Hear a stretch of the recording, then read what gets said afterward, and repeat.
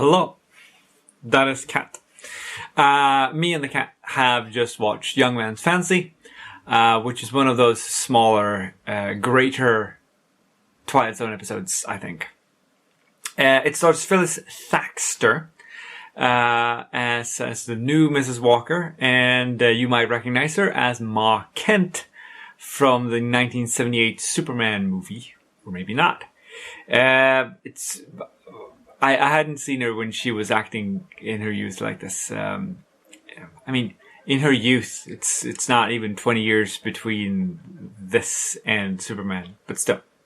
Alex Nichol, who plays Mr. Walker, he talks a lot about, he mentions all these Tarzan books, the Edgar Rice Burroughs books, that he pulls out of his old toy chest. Which is pretty cool considering that a few years later in 1966, he actually directed a whole bunch of the Tarzan television shows. Bit of foreshadowing, I guess, there. They don't show that the phone is different, which I really like. You see this sort of, I'm sorry, Cat, you're gonna have to be blocked by phone. This old-fashioned phone from the 1930s. Maybe even older. And then when the realtor picks up the phone, it's another phone. You're just supposed to be able to tell the difference because you know that these are two different phones, even though you don't get to see that it is a different phone.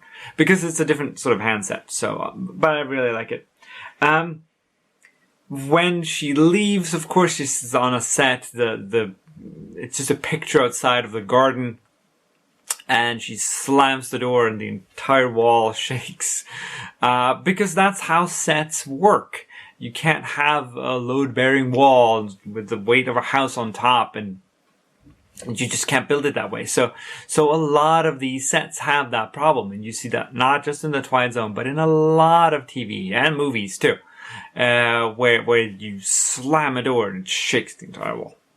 This entire show is all about sort of a toxic nostalgia, toxic sentimentality, where obviously he has forgotten how rotten his mom used to be to him, and he's being pulled in by this false narrative he constructs for himself, where she is struggling and trying to pull him out, but the grip of this nostalgia is just too strong. And he succumbs to it in the end.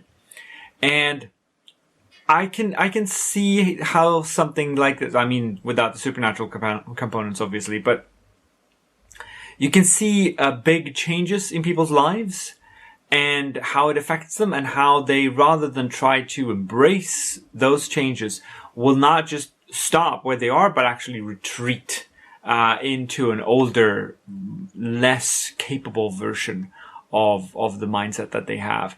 And you can see that when people are being, forced into changes. Like, no, we've always done it this way. And then they actually go back to how they used to do it before the current way of working or the current way of thinking.